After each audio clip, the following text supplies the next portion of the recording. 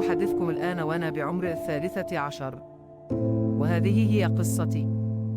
اختفيت في تاريخ 8 يونيو 2012. أهلا، أنا ياسر من الجزائر. في يوم من الأيام عم أمي توفي واضطرت أن تذهب إلى الجنازة. ذهبت وهي قلقة جدا وفي قلبها خوفا، خصوصا أنها حلمت حلما طويل فيه كثير من الأحداث، خلاصته أنني سأضيع من بيت والدها، ولذلك كانت تبتعد كثيرا عن منزل والدها حتى لا يتحقق الحلم. ولكن في هذا اليوم كما ذكرت توفي عمها والذي كان في مكانة والدها، واضطرت أن تتركني هناك. وحينما بدلت ملابسي واهتمت بأموري كطفل صغير، ذهبت وعادت وللأسف لم تجدني. أمي تتذكر عيد ميلادي كل عام على أمل أن تراني في يوم من الأيام.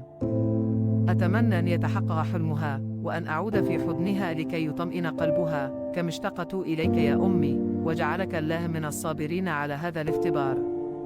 ساعدوا على نشر هذا الفيديو على أمل أن أرجع إلى أمي في يوم من الأيام.